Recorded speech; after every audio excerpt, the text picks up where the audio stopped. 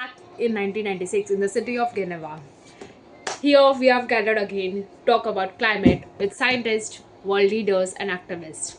This treaty, SECOP2, was not that famous, but every small step towards environment really matters. So yeah, hello everyone, welcome back to COP2. This is a series where every day I would be talking about all the 30 COPs that which have happened daily.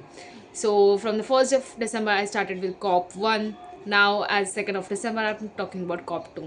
So, yeah, furthermore, let's know about our environment. What really happens in those AC conditioner, air conditioner rooms.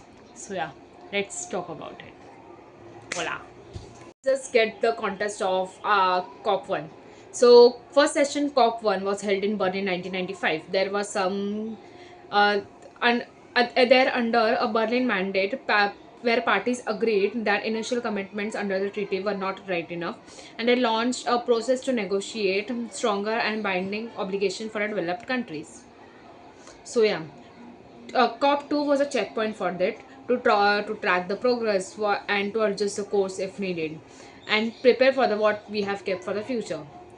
Another key development before Geneva was in December 1995, Intergovernmental Panel on Climate Change (IPCC) released a second assessment report. The report concluded that there was a discriminant human influence on global climate and described risks to the environment and societies from the climate change. So yeah, COP2 was the first UN climate meeting after the IPC louder bells. So yeah, stakes were high, political pressure was there, and scientific urgency was definitely there. Yeah. COP2 was held from 8th of July to 19th July in 1996. Over 1,500 participants gathered in Geneva, representing overly 159 countries, along with intergovernmental organization and NGOs. Huh. The opening of this was done by COP1 president, who reminded the delegates that COP2 was more than just a formality. It was chance to evaluate the implementation so far and to assess how proudly commitment strengthening process initiated in Berlin. The chair of IPCC understood that the second assessment report represented the authoritative evaluation of climate science to date, and emphasized the evidence to human activities were altering the global climate and warned the serious socio-economic and ecological vulnerability. Huh.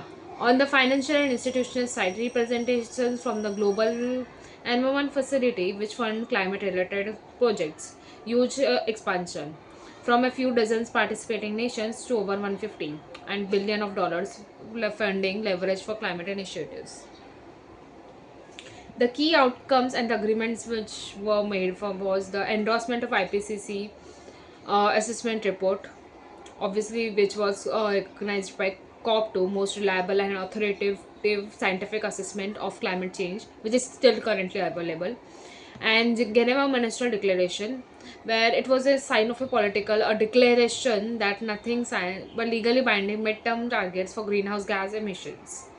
It is rejected that one fits all and harmonized flexibility. Institutional and procedural decision. It advanced the subsidiary bodies and implementation plans, defending the subsidiary body of implementation, which was from 1996 to 1997, and it also focused on the technology to which can help some joint project and stuff. Yeah, impact which had why COP2 matters.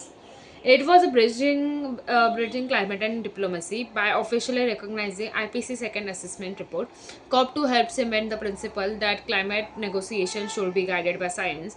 The linkage between scientific authority and diplomatic process remains central to the COP even today.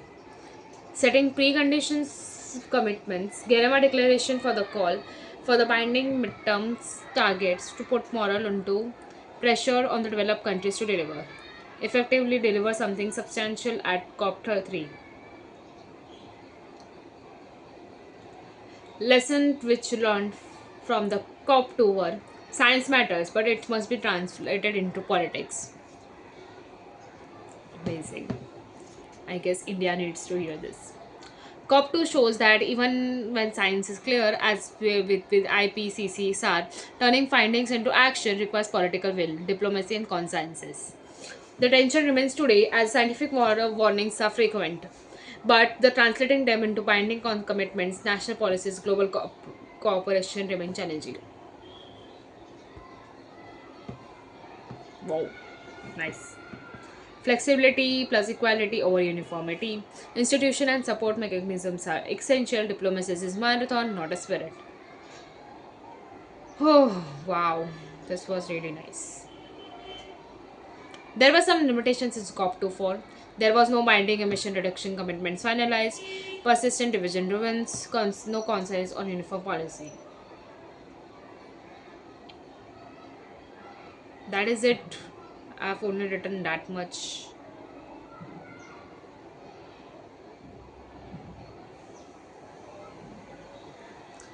Yeah, COP2 was not in headlines that much at that time, and it was not that famous as COP3 and COP1, but still, every single step towards the environment matters. I really like that before the COP2, their second assessment report was came out in Geneva.